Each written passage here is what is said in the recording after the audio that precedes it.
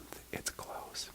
I have been burning this candle for a long time, and it is a very large candle, I will give it that, but it burns for a really long time. Like, it's a long-lasting candle.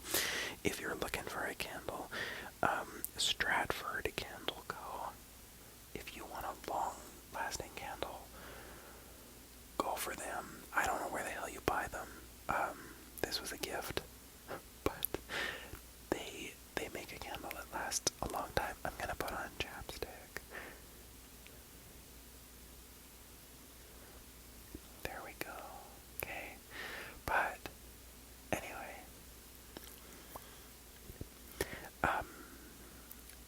yeah, this candle. I mean, this is easily, like, I don't know, I had trouble with it in the beginning, but it's easily like probably a 50-hour burn, because it was like full up to the top. Literally, like, I did that one tapping video. By the way, I'm sorry about the monthly tapping compilations. I'm gonna try to get back to them now that, like, work is a little bit more calm, but I'm not gonna make any promises. I find tapping slightly tedious if I'm not whispering. That's not to say that I don't like listening to tapping. It's just, it's very hard for the ADHD mind to do it. But I got this, like, cork lid that usually goes on top of this candle out of it, and that was at the point when, like, it was already halfway burned. But anyway, this video is going to be the video where we kill this candle.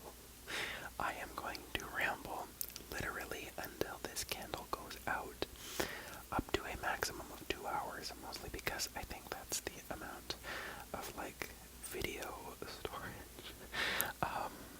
My, like, the laptop photo booth program is able to store, so there's probably going to be, like, a teeny tiny cut somewhere in the video that just looks like I'm clearing my throat or something, but truthfully is probably a little break to allow the laptop time to sort of store this video, the video file. But we're killing this candle, and we're doing a good old-fashioned whisper ramble, because I have not talked at all of you in a purposeful way for a long time. Now, I feel like Trigger Word Tuesday is kind of where I end up putting in a lot of ramble content, but who doesn't love a good, just, like, pure ramble video? The other thing that I'm going to mention before we get started is just that I'm going to put up the video requests for the Sprouts video and the Flowers videos early this month. So if you are watching this and you are a Sprout or you are a Flower, go take a look at those and you can suggest some video ideas. If you are not aware, I launched membership features on this channel back in April to pay for a Blue Yeti microphone for this channel. And do not worry, that's not going to sort of take away the Apple mic. I am definitely going to continue making content with the Apple mic, but I am going to be just sort of, like, working towards it gradually. And so, like, the Sprouts tier, you get to suggest a video, and then the Flowers tier, you get to suggest a couple video ideas, and then I make one purpose-built Sprouts video, and then 2 Flowers videos, as well as some emojis, a badge, and all that kind of good stuff. So, just be aware that I'm making those posts slightly earlier this year, slightly earlier this month, I should say. So, anyway, I don't know, like, sometimes it's a little bit weird when I think about it, like, how I've been doing this for this long,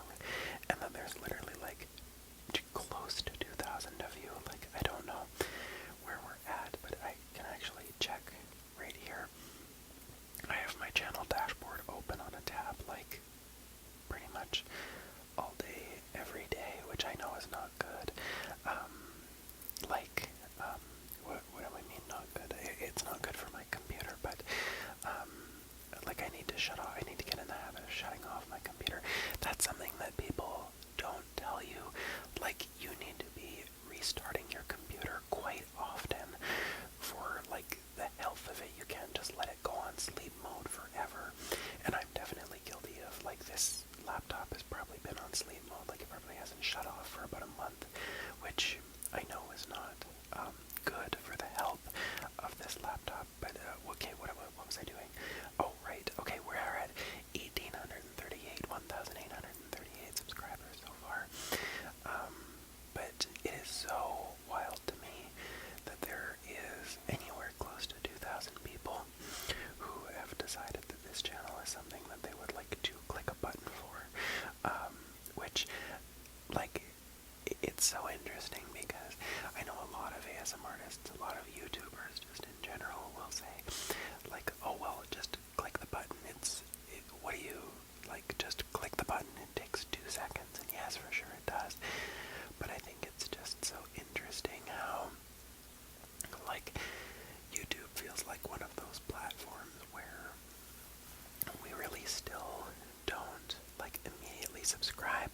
I mean, when I'm on TikTok, I think I can say TikTok on YouTube, but when I'm on TikTok, often I will, if I like a video and I like the content enough, or this, that, or the other thing, it is a very low bar for me to follow whatever that account is. So I have, like, somewhere close to, like, honestly, it's probably close to, I'm following like 2,000 different accounts on TikTok, which I think is a little bit wild. So I think it's really interesting that YouTube, we still, like, I have a far lower subscribership. Like, I subscribe to far fewer channels, like the Eclectic ASMR channel. I've ended up doing a lot of my regular YouTube viewing on the Eclectic ASMR account that I've got, but I don't know, where can I see how many people I've subscribed to? I think, like, it's really interesting. Oh dear, it's starting to play my channel trailer. I don't want that. No, I don't think it's gonna say. I'm sure there's somewhere. Oh, subscriptions, here we go. Who am I subscribed to? Oh, it doesn't really say. Like, does it? No, I don't think it gives me a count, but I think, oh, all subscriptions. Can I see? Oh my god, literally, it doesn't give me a count. It's like, I'm gonna guess, I'm subscribed to Kitchen Nightmares, of course I am. I am subscribed to just by an estimate, probably about 60 YouTube channels, and I think it's really interesting how there's still sort of that sense that we really do still pick and choose who we subscribe to on YouTube. So the fact that, like, so many people subscribe to my channel is, like, out of this world to me. And it's so bizarre when you really think about it. Like, if I don't know 2,000 people in my life, like, I mean, through my job, and then I know I say this every video where I talk about my job, but I keep my job separate from this, just because, I work with a vulnerable class of people, and the internet is not necessarily a place that I want knowing what I do for work, in case there's somebody who knows me, and then they can go on and sort of they can threaten the sort of community of people that I work with, and that's not good for the people that I work with, and it's also not good for me. So I just keep that separate, especially if the people that I work with, if they watch me, well, they watch me. So that's just kind of, then they're kind of safe in doing that, more so anonymously, I guess. But anyway, for my job, like, and then having taught swimming lessons way long ago, and then working at Starbucks, I have probably become the acquaintance of somewhere around 2,000 people. I would say for sure. All of my jobs have been very frontward-facing roles where I am interacting with people very often, but, like, I don't know 2,000 people in terms of, like, names. That number is probably at about 200, if that. So, it's just kind of interesting to think, like, there's close to 2,000 people who are willing to, like, be here and show up and, like, share in the positivity. And I know, like, it's very encouraging. I don't know if this is by virtue of the fact that I'm a small creator, or if the ASMR, like, people who watch ASMR are just on the whole kind people. I do not very often get negative, well, I never get negative comments. The only few comments that I've ever gotten that I've ever had to, like, delete are just, like, the ones on my Pride videos where, like, somebody comments, like, gross, and I'm like, goodbye. And then, so, it's just, it's so nice. It really is, like, I wouldn't say a self-esteem boost, but it's like it makes me feel really loved having something like this. Like, it feels just kind of nice to know that there are somewhere close to 2,000 people who are positive and willing to sort of buy in and share in kind of what we do here. And, like, maybe that is, to my point, like, the ASMR community is just a really kind community. Like, people who watch and listen and partake in ASMR, I think, are probably, on the whole, just very kind and gentle people, because the nature of what we do is very kind and very gentle. Like, it's sort of this idea of, like, I wouldn't call it providing a service, but I would definitely call it, like, providing comfort. I know the biggest draw for me to ASMR, in the beginning it was like, oh, a lot, like, I got into ASMR in 2018, and that was when it was sort of like this new, like, oh my god, there's people whispering into microphones, like, what's going on here? So, of course, I checked it out, and the first ever ASMR video I watched was an ASMR Darling video, which I think there's probably, like, 7 trillion people who are in the ASMR community who are here because of ASMR Darling. But it's kind of cool that, like, very quickly it evolved into something where it was like, well, this feels like somebody is here to not necessarily comfort me, but, like, just to keep me company. And, like, I listen to ASMR so often while I'm playing video games and not necessarily doing anything that I'm, like, I need to go to sleep or anything like that, but, like, just to kind of have somebody there. I don't know if that says that I'm lonely or what, but, like, it just, I don't know, something about ASMR is very, there's a lot of, like, mutual trust and appreciation that comes into it, and I think that it is uniquely intimate in its ability to reach so many people,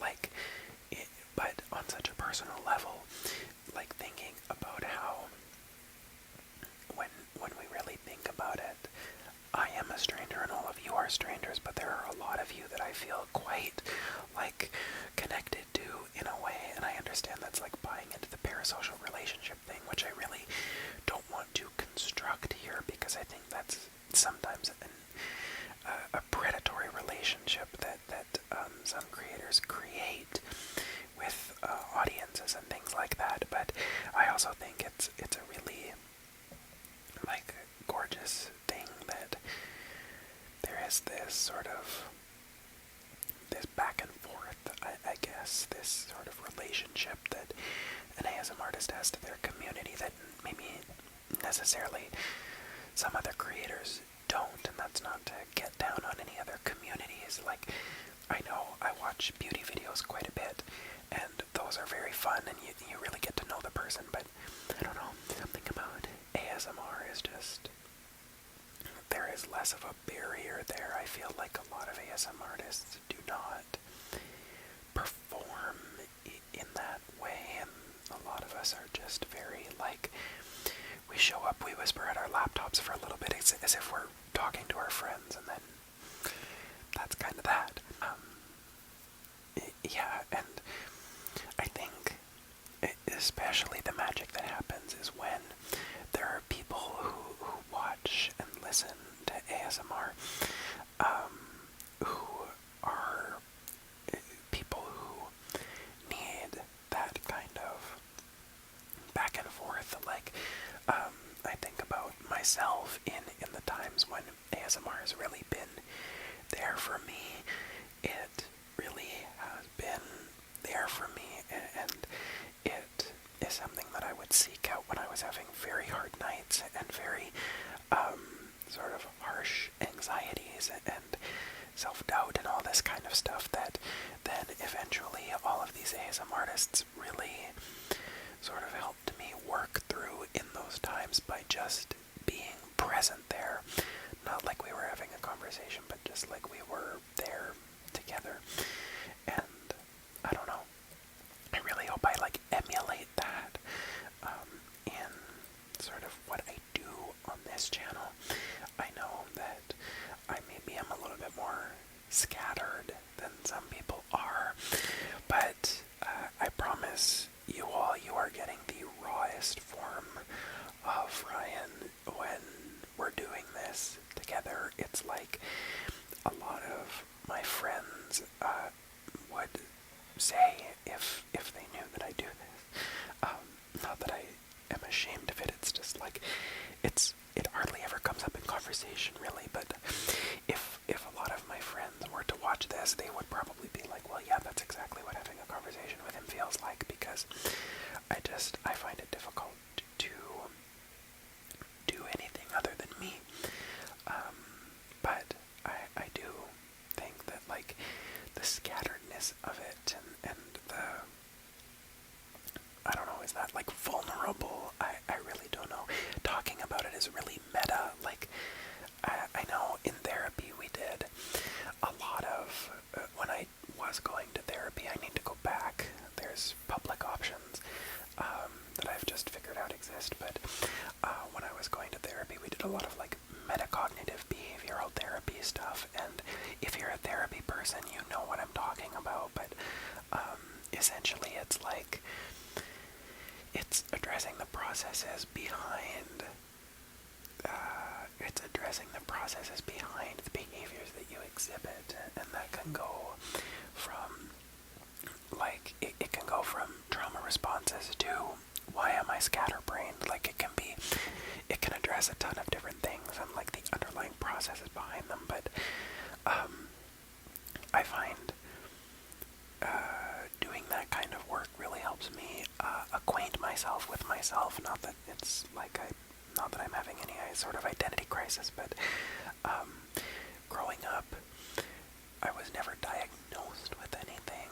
Like, my mom was 90% certain that I did have ADHD, but at that time, we lived in Ontario, and right back then, it was like huge in the news of like, what does the education system do with children who have ADHD, and the government wasn't really supporting children with ADHD because the conversations surrounding mental health back then were a lot less advanced than they are now. But the other thing was that, like, a lot of like educational assistants in the Ontario education system were not being given the supports that they needed, because it was very like, well, do we even need this for these kids? These kids just need to be streamed into some program, and with all that uncertainty, my mom didn't want to open the sort of Pandora's box, I guess. She didn't want to ring the bell that couldn't be unrung.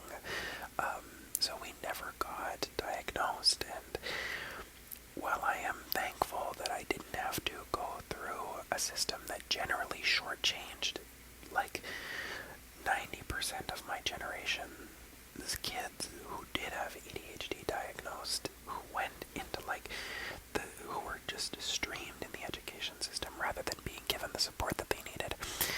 Their outcomes were far worse than mine were, but I also never grew up feeling like I knew why I was so scattered, and because it was never really anything that we talked about, because it was just like, well, we're going to help Ryan through schoolwork and this, that, and the other thing, which I am lucky that it just so happened that schoolwork was a hyperfixation. I, to this day, love to learn things. The only thing that was an issue was math, and that really reared its head back in high school, where it was like, I just cannot focus on this. Literally, my brain tells me no whenever the conversation surrounding numbers comes up, and in moments like those, I kind of wish I had tools or medication or something like that. But now that I've finally gotten the diagnosis, and now that I've been to therapy as much as I have been, it is nice to kind of, I guess, try to address the roots of a lot of what makes me tick, and it's, I don't want to, like, quote, fix it, because I don't find myself to be broken in any way. In fact, I consider sort of my atypical nature, I guess, to be a boon. I find that it gets me places. I find that people enjoy it. I find that I am very quick to make friends in that way. Of course, there's the anxiety, and there's a couple of other things that I definitely do need to get sort of checked out, because that's the sort of thing that holds me back the most these days. But I think it's nice to put my own processes into plain language that is sort of easy for me to grasp and understand, because then I feel like I know myself and I know what I need to do for myself a lot better. So that's why I think I enjoy talking about, I guess, the meta of it all, like the getting into sort of the behind the scenes, and I think it also makes me a tiny bit more approachable, especially like if I'm talking about this ASMR channel. I'm very conscious about involving all of you with it, because I think it's a journey that we are sort of all on, and traditionally I'm the kind of person who hates the word journey. Like when I watch The Bachelor or The Bachelorette, when they talk about that journey, I'm like, fuck off. I have no time for a journey. But really, it's a helpful term. It's the same thing with vibe. I use the word energy mostly, but it's useful in some contexts. I see why people like the words begrudgingly. I acknowledge that they have used. But yeah, it's just, that's another weird thing. I find that I have, like, sometimes I feel like I have a vendetta against certain words, like, especially, less so now, but when vibe was like, I feel like we're, on dating shows, like, I feel like we're vibing. No, I don't need that. There's something about it that just makes me like, I don't need that word used. Especially, and this is weird of me saying this as a 25-year-old, but especially when I see, like, I guess, people in their late 20s and early 30s on, like, dating shows, like, specifically, like, The Bachelor / Bachelorette, Love is Blind, those kinds of shows. If they're like, yeah, I think we're really vibing, I'm like, no, you do not get to use that. You are not that age. It's kind of like when, sort of like, my generation was sort of the second wave that ever got onto Facebook, and then as soon as, like, our parents got onto Facebook, I was like, fuck that, I'm gone. And then I never really got into Instagram, and I don't know, this is really the only sort of venture I ever have undertaken on social media, where it's funny that, like, I don't find Instagram to be necessarily compelling. I enjoy looking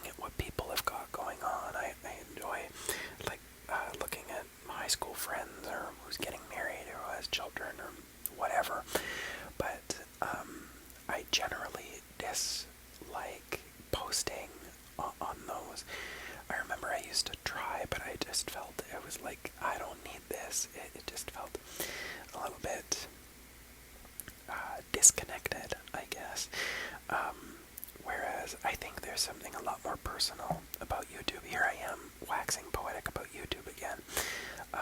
But I think in terms of social media, I value, I value authenticity, which I recognize that saying on social media, I value authenticity is like pretty much an oxymoronic sentence where there is not a ton of maybe like authenticity to be found on platforms like this, but the people who are, I find, get my attention more on like video-centric platforms or podcasting. I love podcasts. I'm sorry, maybe I'm a douchebag for that. Maybe I'm a finance bro for liking podcasts, but I love a good podcast. I love a podcast as long as it is something that I can laugh at and that doesn't take itself too seriously. I really enjoy, oh god, what's it called? The weirdest thing I learned this week that is probably about as cerebral as I have a taste for in podcasts. If a podcast is like produced in any way, and I understand that the majority of the ones that I listen to do have some production behind them, but my best example is 99% Invisible with Roman Mars.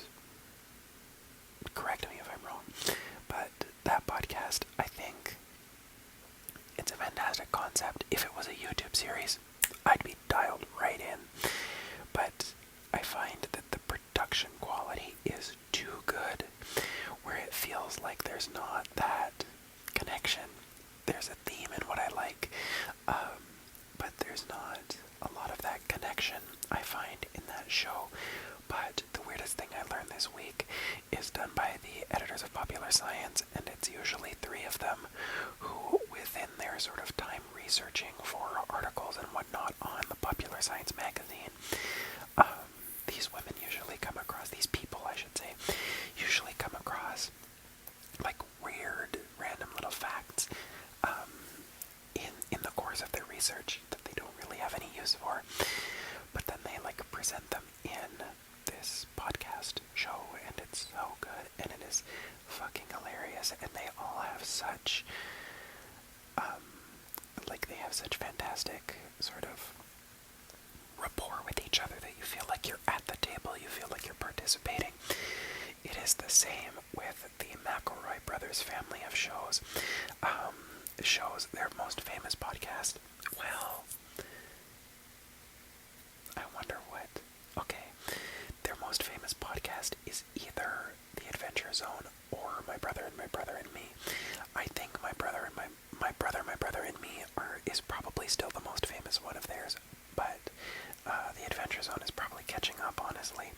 But those 2 podcasts are the holy grail for me. My Brother and My Brother and Me, I keep messing that up, is probably like the end-all be-all of podcasts for me. There will never be another podcast more perfect, because they run it as a like comedy advice podcast, and it's not actual advice that they give, but it is just, they have senses of humor. They have such, like, they are like a library between the 3 of them. They're like a library of Congress of pop culture knowledge, and like just the shit that they get into on that podcast is so fucking funny. It's like the dumbest bullshit you've ever heard, but I kind of like that. There is something absurdist, there's something tongue-in-cheek, and there's also something really meta about it. Like, I think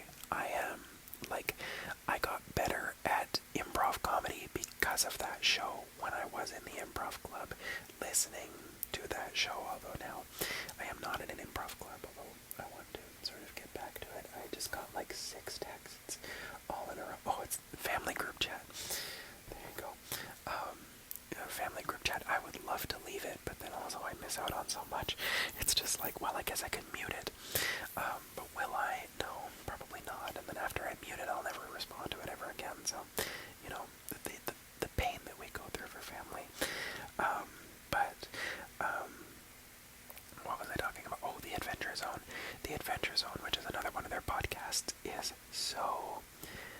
amazing. Balance, I think, is creatively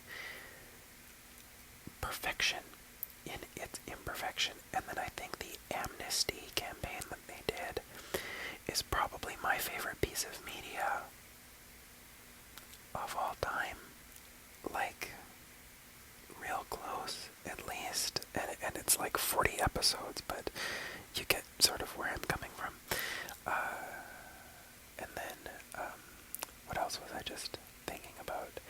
The first 4 episodes of Amnesty specifically, and then the water elemental arc are probably like the pinnacle of entertainment for me. It's also a really important podcast to me just because it was with me during a very, very difficult point in time in my life. This is where I kind of lost basically an entire side of my family because they didn't agree with me being gay, and then also the person who used to be my father, he really managed to fuck things up for himself, and I don't know, I think as a parent, parenting should be considered a right, not a privilege, or a privilege, not a right, where if you're not taking care of that kid, if you're not pouring all of your love into that kid, I don't think you necessarily deserve that child. I don't know. Anyway, so it's a very sort of painful time in my life, and I've been through a lot of therapy for it, thank God. But, yeah, essentially, all of this being said, Amnesty was there for me in a very, very harsh time in my life, and it pulled me closer to a really, really good friend in that time of my life, which, I don't know, just, there's something special about that series. The other thing that I really like from the McElroy brothers, Sawbones is a really good podcast as well. It's the oldest brother and his wife who do that podcast, and then the oldest brother and the youngest brother, Justin and Griffin, do a series on YouTube, which is sort of they update it now probably once a year, once every 6 months or something like that. But if you look up Monster Factory on YouTube, it's on Polygon.com, and then also McElroy Brothers YouTube channel, same like the Polygon YouTube channel. That is probably the hardest I've laughed at anything on YouTube ever for the rest of my life. It's gold. It's honestly, it's perfect. It's definitely one of those comfort watches. I haven't watched it in 2 years though, and that was deliberate because I really wanted to come back to it fresh, and I just am now. I've made it probably close to halfway through. Out of 87 videos, I'm probably at 50 or something like that. But yeah, I think so. But anyway, it's so good. I love it. I also really need a haircut. You can't really tell, but my hair has gotten way, way, way long. I haven't had a haircut since the middle of May 20th, I think, or something like that. But she ended up cutting it really short, which I think is really working for me right now, because it only gets long a month and a half basically afterward, which is really, really it's kind of nice. But I forget what I was saying beforehand. And then if you're also looking for good YouTube recommendations, absolutely just go onto the Polygon.com YouTube channel. They have a ton of really good series. Carboys is a really good series. The Awful Squad series are really, really good, and it's just, I don't know, Let's Play the Baseball Game. I think it's the one with Pat and Allegra, and Brian David Gilbert was on Polygon for probably a period of 2.5 years or something his series Unraveled on there is really good. And he's just really good, just in general. He's also incredibly attractive. But anyway, that's beside the point. Yes, basically, all of this to say, I think I've probably gone on a 15-minute rant about, like, all of the media that I enjoy in my life. And now, start me rambling on music, though, and then that is like, oh, you know what I should do again? I really should do, like, a music video. That's the wrong thing that I'm thinking of. A video where I talk about my music again, kind of like I did, I think back in like January, February, or something like that, because I have sort of, like, my taste in music has, like, recently sort of evolved, not truly evolved, but there's just a lot of new songs that I've been adding to my playlists recently. What is my phone is at 4%, but where is, oh, come on, obviously Chapel Roan. How can you not? And I never want to say this to people, but, like, Pink Pony Club has been in my top 10 songs for probably the past, like, year or two. Like, whenever it first came out, I saw it. It was on, like, my You Might Not Know, like, a discovery feed or something like that, and I was like, I fucking love this song. And then here, all of a sudden, Chapel Roan is blowing up at Coachella, and I'm like, hey, I listen to Pink Pony Club, like, basically once, not per day, but close. Oh, Sweet Honey Buckin', also fantastic. I think I was just talking about that in the most recent Trigger Word Tuesday. Here's another song that I'm really, really, really enjoying. Oh, of course, come on. It's called Rainstorm and or, oh, what is that little pink light? Oh, that's weird. There. So, that song, which is I Worry About You Always, by Gundela, I think, Gundelach. Fantastic artist. There's another song on this album called My Frail Body, Boulder, Bolder. You can kind of see right there. That's also absolutely fantastic. What else? Oh, Chase Icon, Bang My Body. Such a good song. I enjoy hyperpop music. Sophie music. Absolutely gorgeous and wonderful and fantastic. And then, of course, like, recent Charlie XCX. Who doesn't? Like, if ever since Fancy came out, Charlie XCX with, what's her name, Iggy Azalea, I've loved Charlie XCX ever since then. Boom Clap, I loved Boom Clap. When I was a high school student, I was like, yes, I would, like, scream that out whenever I would hear it in the car. Meanwhile, it's a really tame pop song, but it's also just very, very good. Oh, Cowboy Carter, love. Such a fantastic album. I am not ashamed of this. I am very proud of it.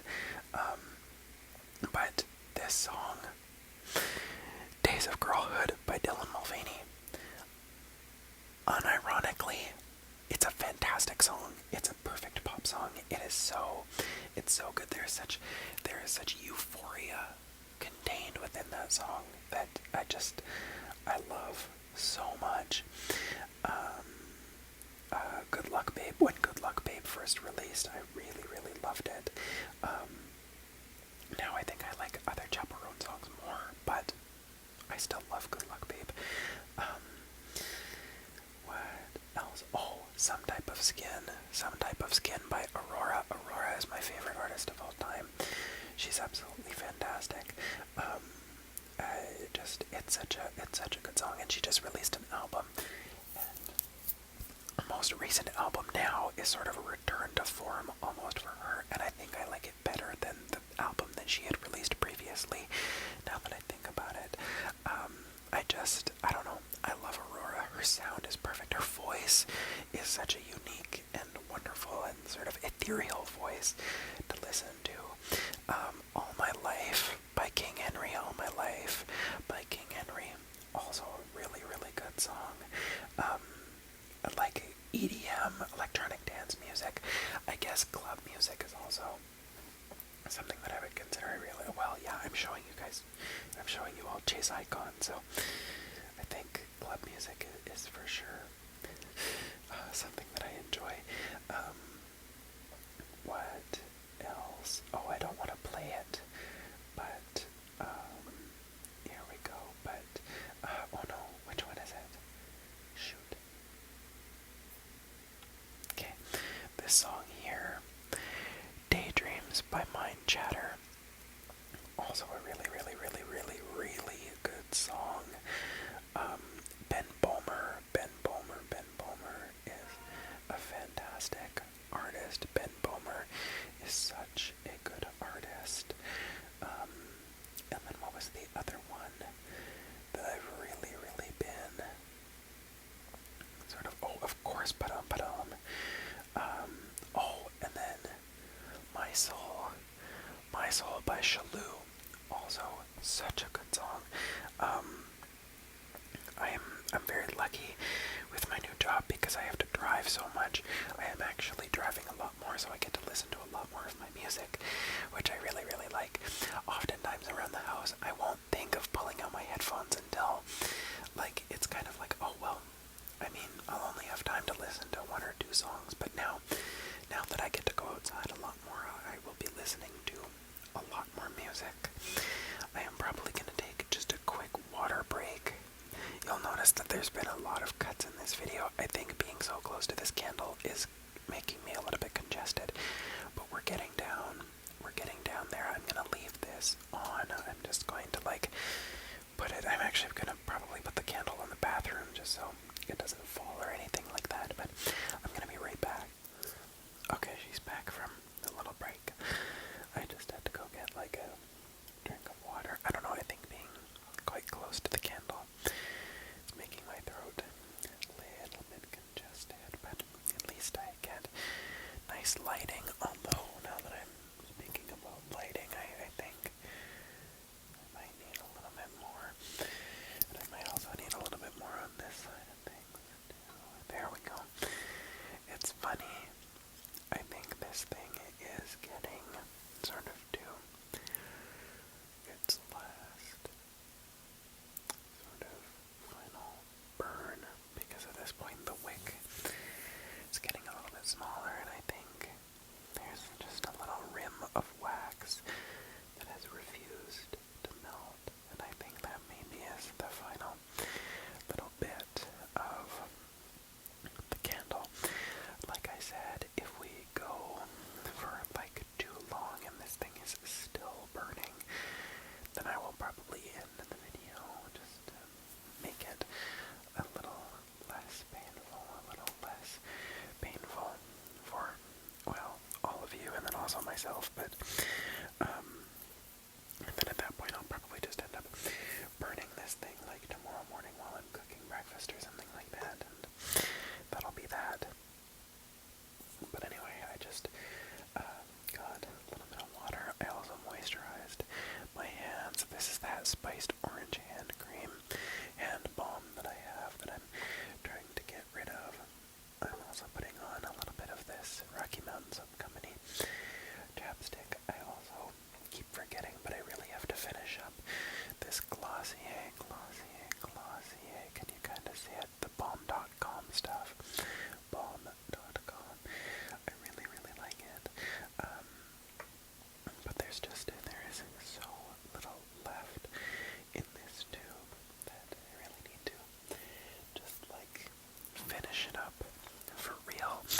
I'm such a I'm bad for that, where especially if I have to order that thing online or something,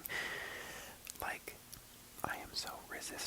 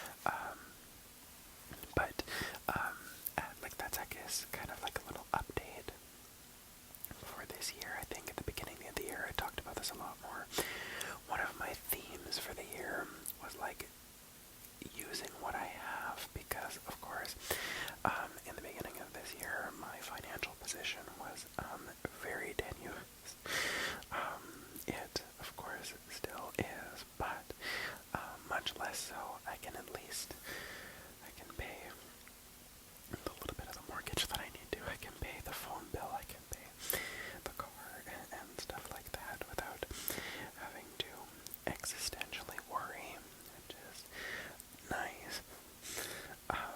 But what was I gonna say? But yes, I was sort of making this commitment that I need to use what I have. So I had an embargo on buying. I had an embargo on buying tea, although I can buy tea again if I would like to. Mainly, I'm probably gonna end up buying matcha. But if I do, I still have an embargo on buying coffee. I need to finish up my coffee. I toyed with an embargo on buying plants. That's not gonna happen. The plants they're one of those things that make me very, very happy. I have an embargo on buying books that might be lifted at some point, mostly because I am actually getting through a lot of them. And then I also have an embargo on beauty products. The only thing, beauty-wise, that I have bought this year, at least with my own money, not like a Sephora gift card, has been the Fenty skin tint, which I just bought recently and I want to do a video about. But that was kind of a... Oh, it's raining. Good, we needed it. Yes, I bought the Fenty skin tint mostly because I needed a new one, and it was between that one and the Glossier one, and I heard that the Fenty skin tint has a lot more coverage than the Glossier one, which it does. I found the shade that really matches me, and I find that I need to use far less than I'm used to. I need to use a lot of the Glossier stuff, but, you know, just little things, so that is kind of the only thing that I've bought. I sincerely recommend it to anybody who is like a collector of things. If you keep things, if you have a sort of night table that looks like mine, where you have one hand cream, you have two hand cream, you have, where is it, where I'm not going to knock over the candle, you have 3,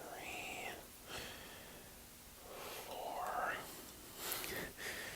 so 3, 4 hand creams, and that's just what I have in this room. There's more in my bathroom, and then I also have just the classic Johnson's Cotton Touch stuff. This I use usually on my body as well as my hands, but usually just on my hands really quickly if I want to just take a pump of it. I also have one lip product. That's the GlossierBomb.com 2 lip product. 3 lip product, although this is that Laneige lip mask that a friend gave me. So that's, I guess, not necessarily my fault, but then another lip product.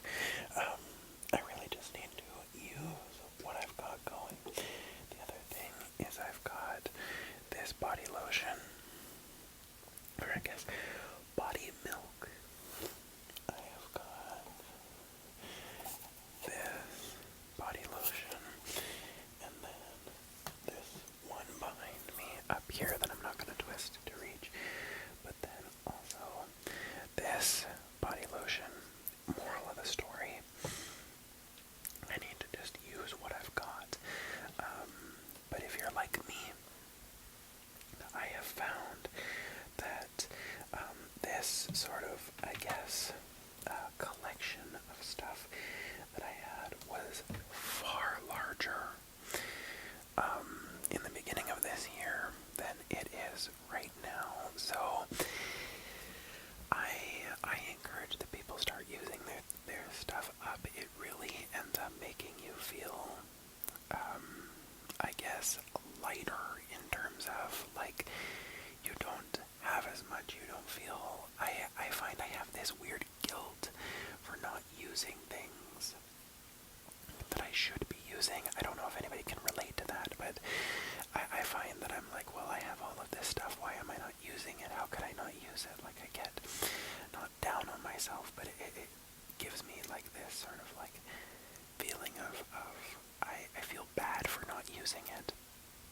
So now we're just using it up, and I encourage people to do that because it sort of is, it's a good way, and then also my hands are the most moisturized that they've been in a very, very long time. That is the same reason why I started burning these candles. The one candle that I was burning, which was like that peaches candle, like that was from, I think I started burning it in October of last year, and I finished it in December or something like that, or January, February, something. That candle was another one of those things where I was like, I've had it for so long, I'm just gonna burn it and use it. Same thing with Moroccan oud. Same thing with then the next candle. The next candle will be this cereal candle. This cereal candle. I don't know, have I burned it at all already? No, I haven't. So it's just this little sort of wood wick candle. It smells like Fruit Loops. But I just need to use them. Half of me is like, well, what happens if I might want it later? Who gives a shit? I'll just go buy a candle. Like Bath & Body Works has so many sales on that I'll be fine. I'll get one and not complain about it. But, yeah, I find that what's the point of having these things if you're not going to use them, or at least attempt to use them up? And then if you are like fully unable to use them, then declutter them. At least you tried. But I guess that's me sort of philosophizing at you about the nature of having things. This thing is slowly starting to burn down a little bit. I don't know if we're gonna kill this candle tonight, people. The wax level is so low, and it's flickering darker. I wonder, am I breathing on it a little bit too much? It's flickering a lot more. I think it's slowly dying here. You know, what I might end up doing is I'll probably end up rambling for another, call it, we'll give it maybe 20 minutes, and then we'll see where we're at, and then I'll probably go shower. I was going to have to go out to water my plants, but it rained, so all I'll have to do is, depending on how long it rains, like if it rains overnight, then we're good. But if the concrete is dry tomorrow morning, I'll probably have to give my plants a little bit more, just to sort of give them a boost. But no, I find having growing flowers is such a fun experience, and I think I would encourage everybody to at least try to take care of a plant at some point in their life, because I find that they're very rewarding, and I find that drying is very fun. But specifically outdoor plants, they get me outside of this house so often, and that is so good just for my mental health and my sort of overall sense of responsibility. That I think it's really, really nice. It's the same thing if somebody would encourage people to get a pet or something like that. I found that every time spring comes along, I feel so much more hopeful and happy, because I'm I get to go out, I get to trim them and deadhead them and fertilize them and water them and move them around and make sure that they look as pretty as they possibly can look. So yeah, I don't know, they make me very, very happy. And I don't know, there's something about coming to the end of the year after having grown those flowers and being like, wow, this is what I did. They were so nice, and I find I benchmark my summers by the theme of my planters for that year. So it's just nice to, I don't know, have something like that to be sort of my marker of the year, and to have them as this thing that just makes me happy, and then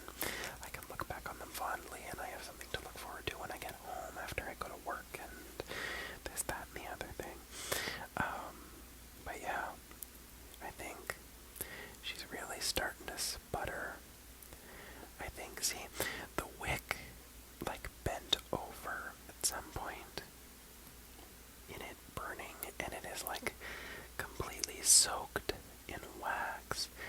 And I think maybe that's where this is coming from, because this wick has like burned all the way down to the metal sort of stem, I guess. I don't know what the right word for it is, but the little anchor at the bottom of the dish. But honestly, I think this thing is gonna go until most of the wax is just gone.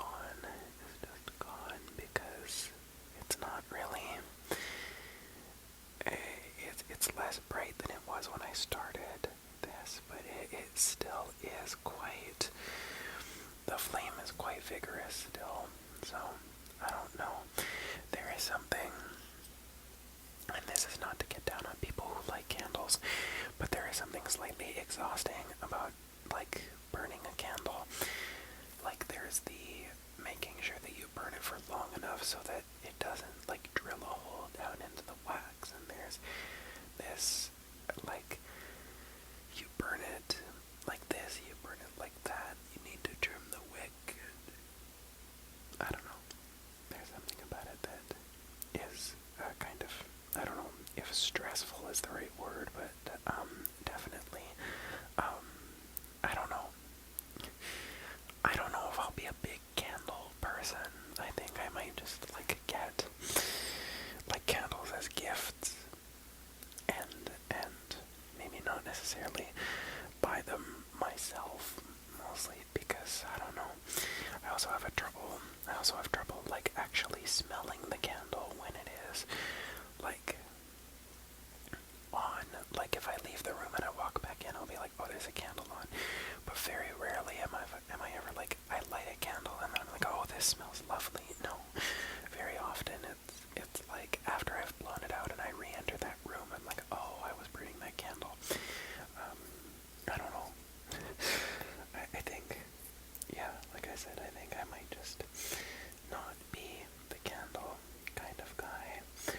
It was funny, today I almost ended up writing down my next set of trigger words. My favorites video for trigger words.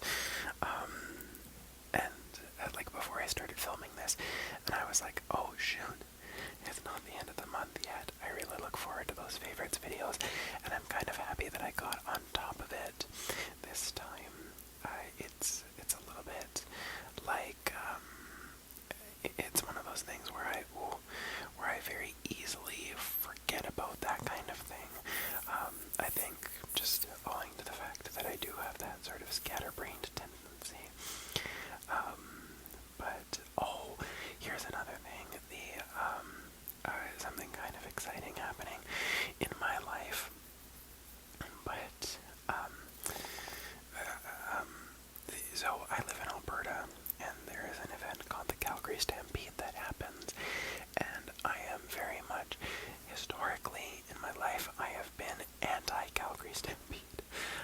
I don't usually like rodeo stuff like that. It kind of disquiets me to see like horses and cows put in positions that they are, but very exciting. My family, the side of my family that I still talk to is my mom's side of the family, and they are all absolutely wonderful. But my mom's brother married a Vietnamese woman, so my aunt has a very large family, and I have a lot of I guess they would be my cousins, like once removed, twice removed, that kind of thing. But they are all headed down to Calgary for the Calgary Stampede, and they've invited me, and I'm actually quite excited about it. Because sure, like Calgary Stampede, I've never actually been to the Calgary Stampede. Not that I want to go, but it will be nice to actually get to like spend time with them, sort of away from the family. But is that one of my cousins on that side of the family is queer, and Calgary has a lot more gay bars and like queer establishments than the city that I live the closest to, which is called Edmonton. So you might have a lot more story times about my drunken escapades out on the streets of Calgary. I am very excited about that. I find that as a 25-year-old who went through a very difficult time when I was, say, call it 19 to 21, I would say. I found, well, 18 to 21, I had a very difficult time feeling able or feeling like I should have been enjoying myself, like going out and stuff like that. But I find now that my life has calmed down in such a way that, and now that I'm a little bit older, I feel a lot more confident within myself. I find that, like, clubbing is a lot more fun rather than stressful for me. So I am very, very excited that I am kind of like, yes, coming into my own just now, at least in that way, but I'm also very excited that I get to, and it is kind of fun having, like, this as an outlet to talk about it, because I don't necessarily have that in life. Like, my mom loves hearing about what I get up to when I go out clubbing, but am I gonna say everything? No. It's not like I'm out hooking up and all of this kind of stuff. We're still working up to that. The asexuality is still sort of in full force. And I think it will still be. I know if somebody ever invites me back to their place, I'm gonna be like, you were gonna have to be okay with, like, cuddling for the most part, because I don't know if all of the other stuff that people do is necessarily, like, my cup of tea. But, like, yeah, there are some things that I just don't want to tell her about, and not in, like, an I'm ashamed of anything kind of way, and she would absolutely love it. Like, the last time I went out to the gay bar here, I ended up for probably 10 minutes making out with a very, very cute individual who was incredibly gender ambiguous, and I felt like I was in heaven. It was so fun, and if I told her about that, she would be like, fuck yes, she would be so happy. But there's a part of me, you know what, maybe I should tell her. I'm like convincing myself as I'm talking it out here, but especially like the sort of the way that I go about the drinking and all that kind of stuff. Sometimes I tell her what I feel like she would think is safe, and I'm always safe, obviously, but it's fun to, like, talk about it here, and I generally will probably tell my friends, although all of my friends are, like, finishing up with life stuff, and a lot of my friends have ended up being sort of in the education sphere, so a lot of them are, like, finishing their years right now, so it's just, and I will finally be able to get to, like, do things with them. I am going to take a quick drink. I don't know if you heard that, but I just took a quick drink. But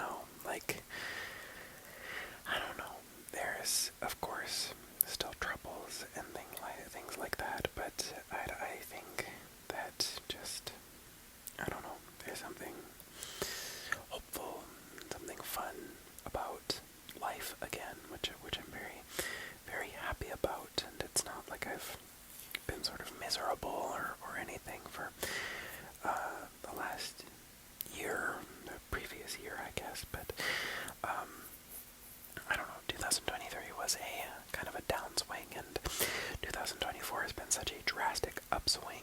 It's been nice. I don't know. And like 2023 wasn't all bad. Like when I first went out, I told the story, but when I first went out to the gay bar, that was in 2023. I had my first kiss in 2023, and I don't know, like there were highlights, and the friends that I made in 2023 are people that I want to keep with me for a very, very long time. But I don't know, 2024 has been, I guess, a year of healing, a year of feeling like I am generally alright. So, I don't know. This has been a big part of that. The ASMR thing has been a big part of that, and I don't know, maybe I'm being a little bit too serious or whatever, but this is a ramble, and in true me ramble fashion, we've gone from topic to topic to topic to topic, but I think, I'm happy with how things are going, and I don't know, I think becoming young again, this is, I think, a piece of advice that not a lot of people hear, but I think sometimes you have to really, really slow down and really reassess priorities in a way when you enter maybe this stage of life. I don't know, I could be talking out of my ass, but I think a little bit of a reevaluation is very healthy in a way. Like the pandemic, I think, was my ultimate reset button in that way, where it was just like there was literally nothing to do,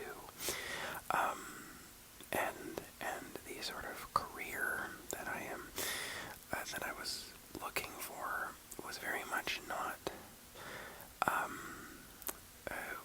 would have been very stressful to enter into during the pandemic, and also would not have been good, really, to be in, especially in my mental health. So that's why I started working at Starbucks, and I think that was the best detour that I ever could have taken, even though it ended with me being sort of very upset with Starbucks and all that. I think I needed that detour because it was so fun for so long, and it was so enriching for so long, and I loved it so much, and I loved the people so much, and I think that 2.5 years was the ultimate reevaluation point where I actually got to, I was forced to stop my priorities for myself, and I think I would have been a more, I don't think I would have been as developed of a person if I hadn't taken the detour that I did.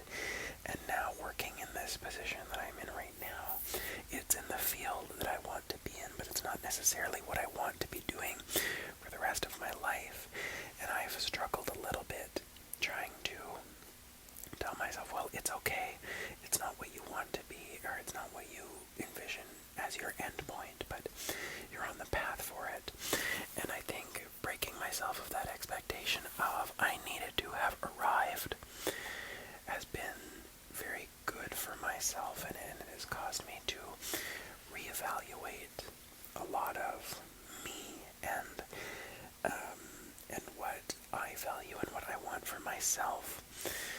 And I guess it also taught me that change is necessarily a good thing, and it can be a thing that you find a lot of enrichment in.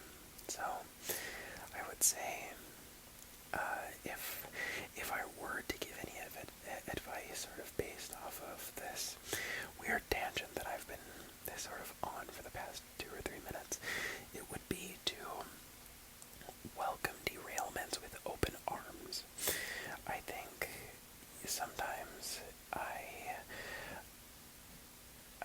get comfortable, and I need a derailment often to get where I need to go, and that has happened so consistently in all of these sort of pivotal things that have happened in my life, like decisions and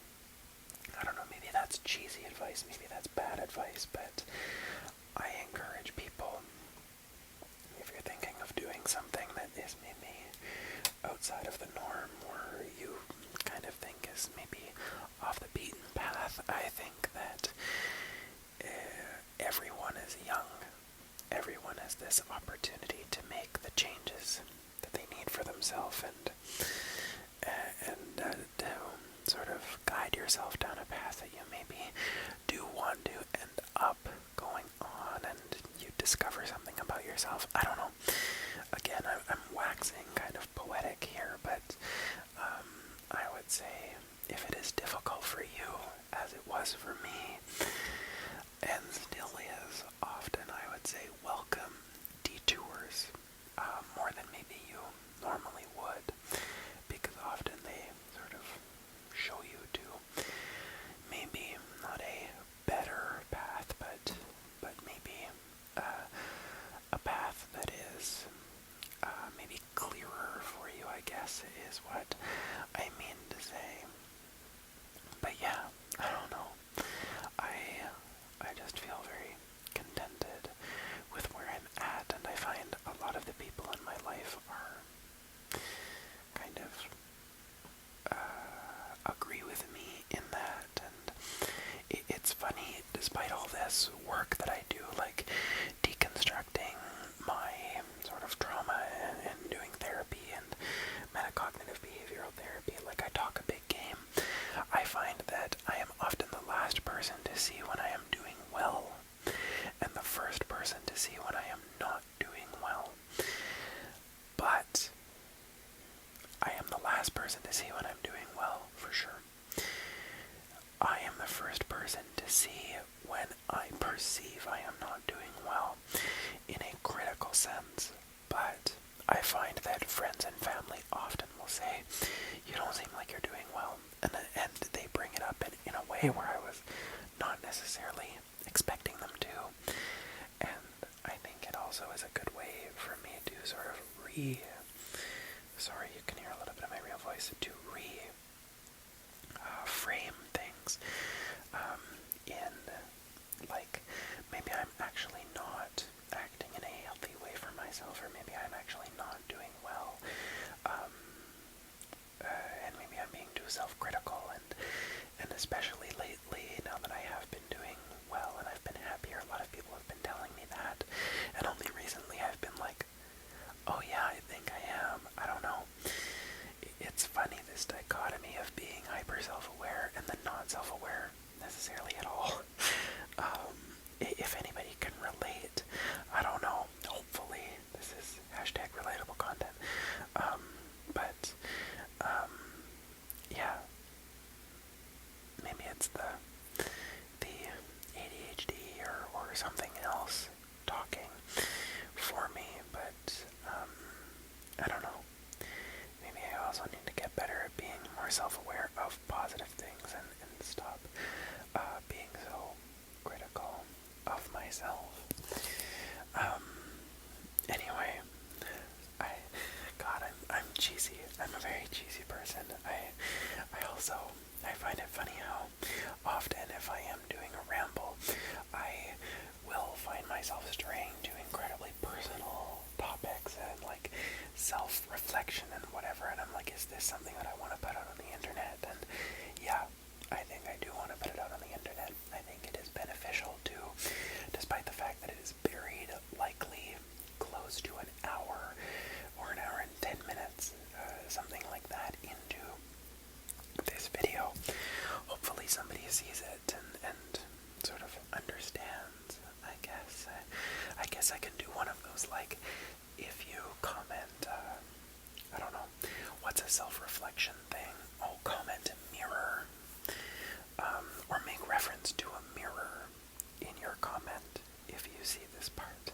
If you're not already asleep, or if you're not already like, shut the fuck up, you haven't clicked away. Which I completely understand if you feel that way. Sometimes I think I talk too much. I think I'm very long-winded. That is maybe one thing that I could fix, is my concision. At least when I used to write papers, that was a huge thing. My papers were never concise, and that was like a big thing of like, well, Ryan doesn't know how to do a concise, or doesn't know how to write a concise paper, which to me, all of the long-winded stuff is necessary. I also find like word limits, word minimums and word maximums on essays are like legitimately the dumbest thing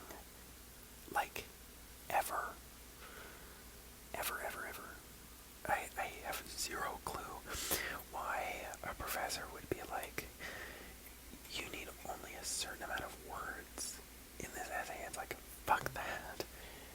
I am not the kind of person who does word limits at all. And now that one of my cousins is actually starting university this coming semester, like in September, and I'm just like helping him prepare and all that kind of stuff. But like, I cannot imagine he will ever be able to fit. Oh, excuse me. Will ever be able to fit into some word limit.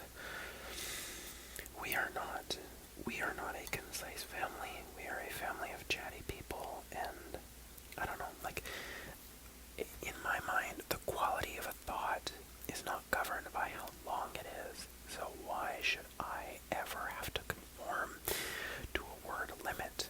A word minimum especially is, like, redonkulous to me, because it's like, okay, but, so if I'm finished my thought, and I'm a word under, what do you want me to write? Thank you.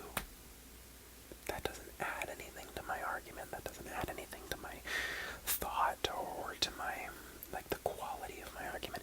If I can make my point in 450 words and you need 500 out of me, like, what's the point? Literally, what's the point of writing another 50 words where I can be like, and thus this is where we see that the true nature of what we are talking about that is being pointed to by the author is actually this, and you're just like restating things.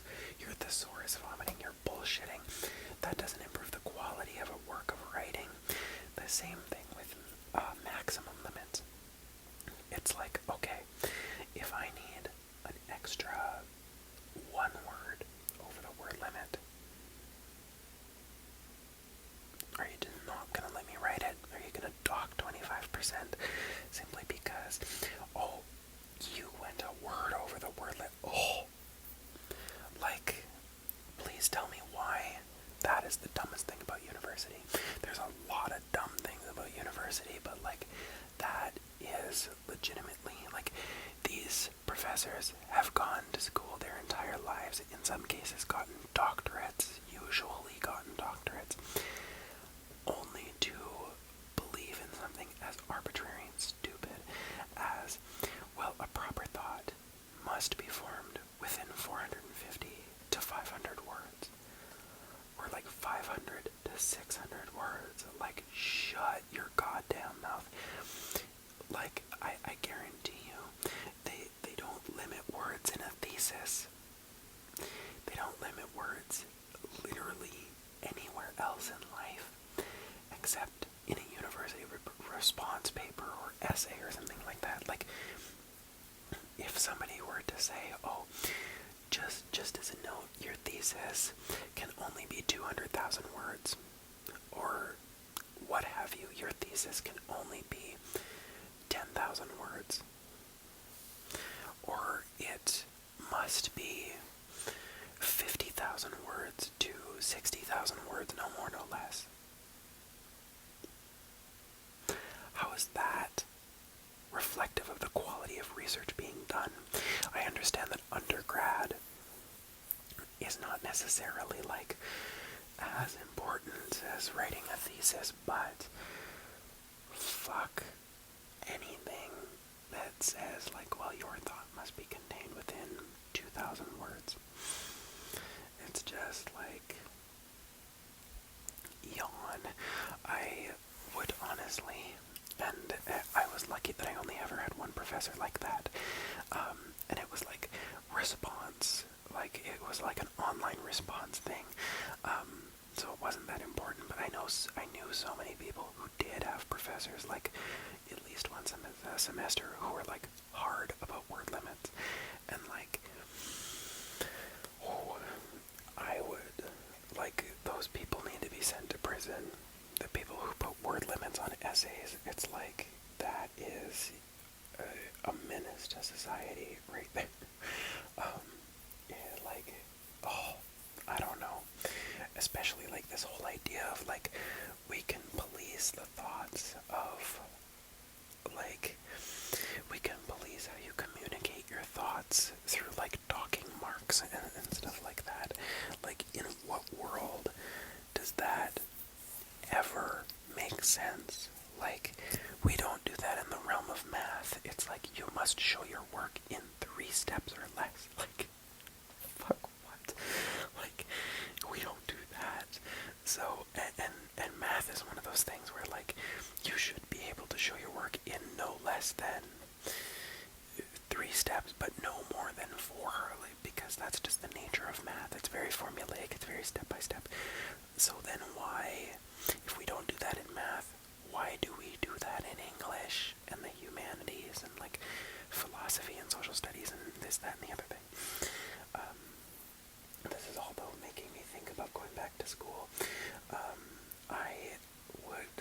I think these days, school, at least in my province here in Alberta, is very unaffordable. Just on the face of things, it has gotten so much worse.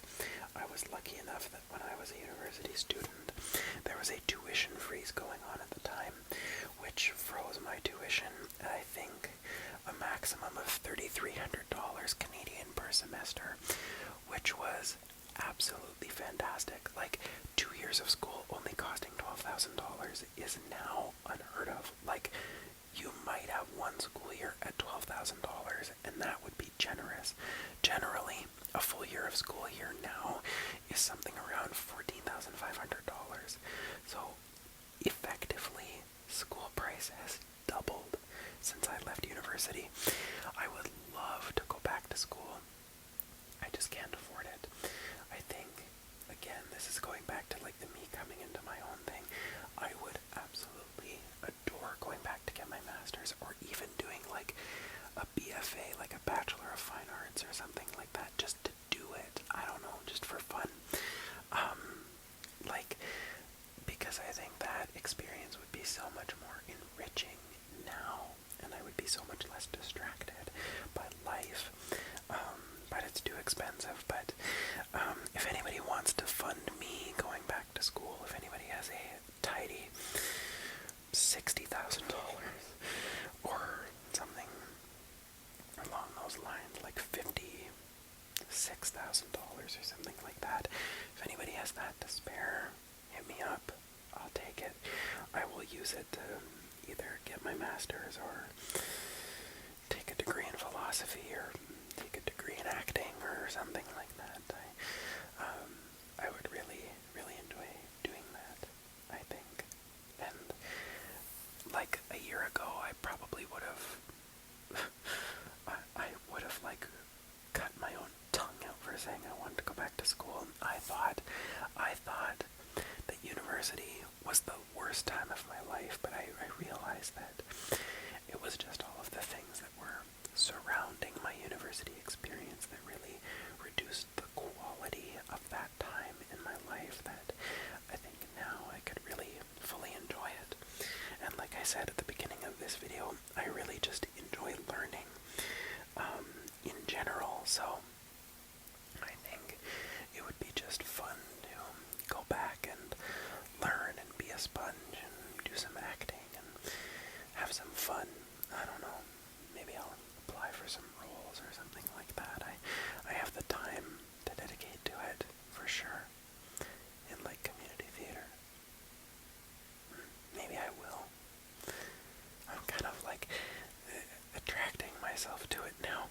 I think I get so caught up in, well, I can't do that, I shouldn't do that, that's not good, it'll cost money, where I think, at least in a world where everything is getting to cost so much, that I think we need to eke out the joy that we can, because the system is designed to, I think, sap our joy and to try to take it away from us and transform it into productivity, that I think taking a little bit of joy back in our lives is probably a really good way of resisting the whole sort of system of capitalism and productivity, and you always have to be doing something productive and this, that, and the other thing. It's, I think, a very draining world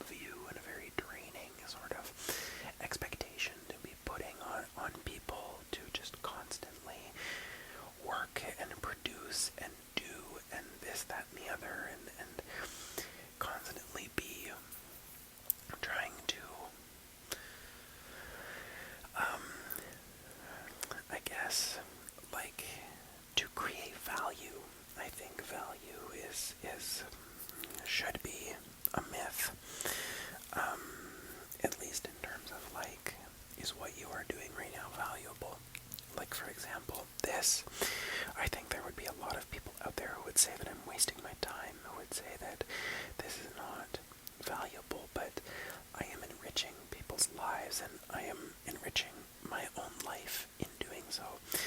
So I think that it is absolutely a valuable thing for me to try to do, like putting myself out there and doing something that I just straight up enjoy, and bringing other people a little modicum of joy or comfort or something like that.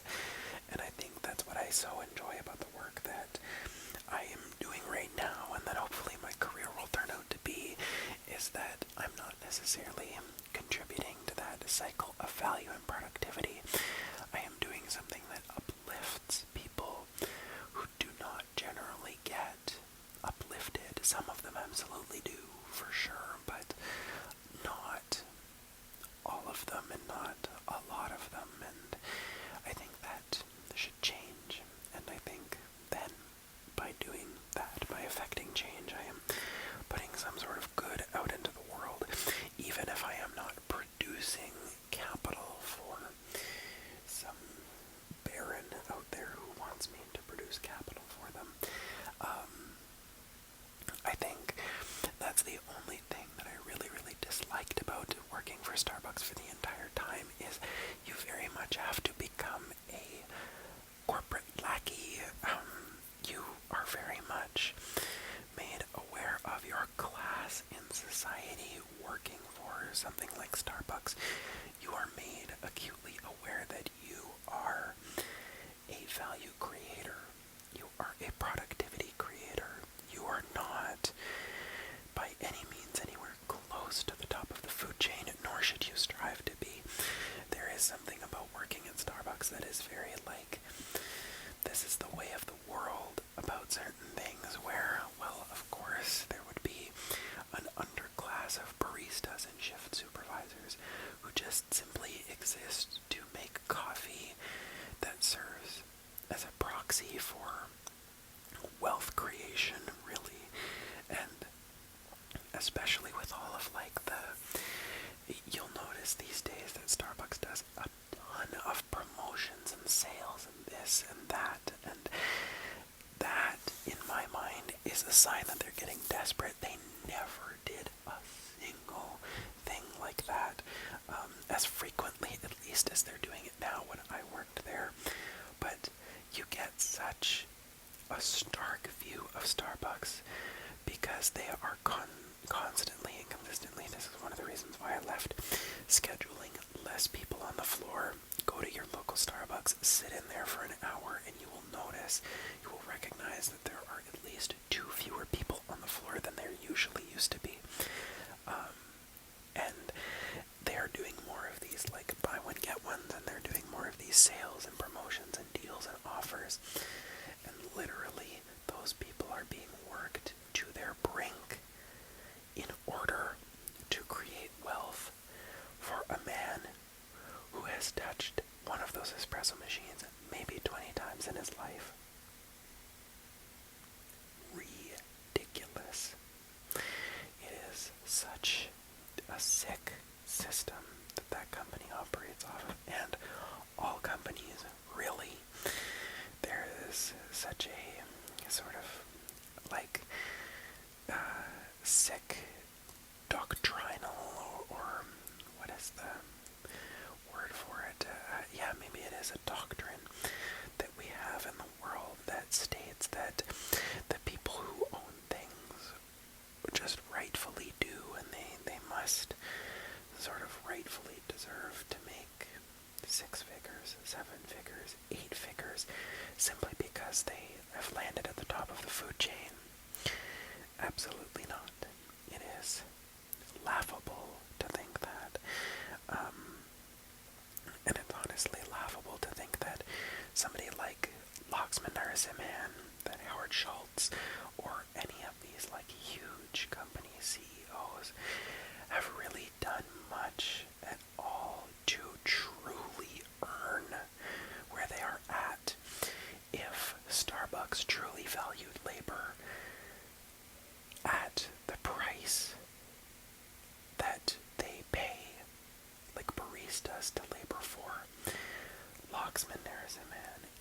Schultz would have to work like multiple lifetimes to get to where they are today. It's proof that we do not live in a meritocracy. We live in a system where if you are either existingly wealthy, if your wealth already exists, or you are incredibly lucky to the point of you need to be in the right place at the right time. You also need to know who to screw over. You know who you need to step on to get to where you go. And that is the only way you become successful in this system that we've created, which, I don't know, there's some ass backwards about that. But anyway, this is me going on my sort of angry anti-capitalist rant. One day I'm sure I'll write some sort of philosophy book about this kind of thing. There's like 6 more messages, and of course, family group chat. Of course it is. It's just very interesting. But anyway, the other thing that I just can't get over is the amount of like election anxiety that's going on these days. Of course, there's the United States one, which is just, we're not going to talk about that because that is a dumpster fire on an order so great that it's just like the fact that the choice, that one of the choices is a man who cannot open his mouth without lying, who is now a convicted sex offender, who is now a convicted liar, a prolific fraudster, somebody who likely has not paid taxes because of avoidance for years upon years upon years, and the other guy is just like a normal person who's just like old and slightly quiet. The fact that there's even a choice there is ridiculous, but like the French election is really stressing me out right now. The UK election, I don't know, looks like it's swinging towards Labour, which is nice, but the fact that the UK, the fact that J.K. Rowling is almost single-handedly turned the United Kingdom into sort of anti-trans island is so sick and disgusting. And I know there's a lot of support for trans people in the United Kingdom as well. There's a lot of amazing people working towards trans liberation in the United Kingdom, but the fact that that evil woman has just made anti-trans rhetoric so, I guess, fashionable for conservatives and all that is just sickening to me. So hopefully Labour gets in, and hopefully they drop the frickin' anti-trans bullshit. And then of course here in Canada we have an election coming up in 2025, which so far isn't looking good for the Liberal Party, which I am not a giant fan of the Liberals, but I like them more than I like Pierre Poilievre and his freaking disgusting Conservative Party, which is just terrible. But anyway, there's a lot of anxiety surrounding that right now too. So, you know, life is great. Sometimes I need to get myself back on the tangent of I'm doing great. Right now I'm mainly thinking about the fact that I am going to be showering probably in the next 6 or so minutes. So I'm very excited about that. But yeah, I think, actually, what time are we at? I think we are closing in on the hour and 40-minute mark. This candle is not burnt out, but I am sort of happy to report. I am happy to report that it is pretty much out of wax. What I am going to do is I am likely going to shower and then just keep it burning all throughout my shower. And at that point, I think this thing might only have about a half hour left of life in it. I think what prolonged it, like I said, was the wick sort of like curling over and dipping itself into the wax here. So I think it extended its own lifetime, maybe not artificially, but in a way that makes it burn for a lot longer. But I think here in the next, maybe, give it another 10 minutes, possibly, I will be sort of wrapping up this sort of mammoth whisper ramble. I hope this was coherent. I mean, it was, but hopefully it was followable. Hopefully it was entertaining. Hopefully you are asleep by now. That's sort of my main goal with a video as long as this is not necessarily that you listen to all of it. Although if you are still here, kudos to you. That is a lot of willpower to stay with me for as long as you have been. I would say, well, I already did the whole comment mirror thing, but if you are still with me right now and you want to let me know, edit your comment with the mirror and say, I don't even know. Say, oh, my brain is stopping. If you are still with me, just edit that mirror comment and put 2 little purple hearts and say hey girl, or something like that. And then I'll know that you're still with me. Feel free to respond to anything that I have talked about in this video. You don't need to, for sure. I know this is sort of like a wacko, sort of out of this world kind of whispered ramble where not a lot of anything really made sense, but I think I discussed quite a bit. I think I would like to do more whisper ramble style videos in the future, even if they're just sort of 20-minute check-in kind of things. I find that I love the comments and responding to them and hearing what people have to say, and I don't know, it kind of builds that little sort of barrier, but it builds up a little bit of that mutual trust and understanding. Oh dear, now I'm starting to mess up my hair. That's the sign that we gotta pack it in. Let's see, so it is 24 minutes into this recording, so that is 50 in the other one, and then 50 plus 20, so that's 70 minutes. 70 minutes plus 30 is 100 minutes.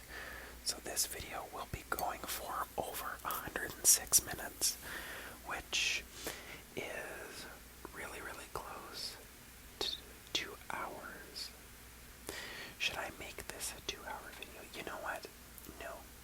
It is going to organically end here. I don't think that it's really doing anybody a service for me to be striving towards a 2-hour video just for the sake of doing it. I've already made a 2-hour long video. I believe at some point it was a Trigger Word Tuesday that I did, so we'll keep Trigger Word Tuesday as the sort of dedicated super long videos. But anyway, I thank you all for being here. I thank you all for listening to me. I thank you all for helping to make my life a little bit better, for helping to make this little upswing year be truly the upswing that it has been. It's gonna be the summer of pride. I know that I've said that 10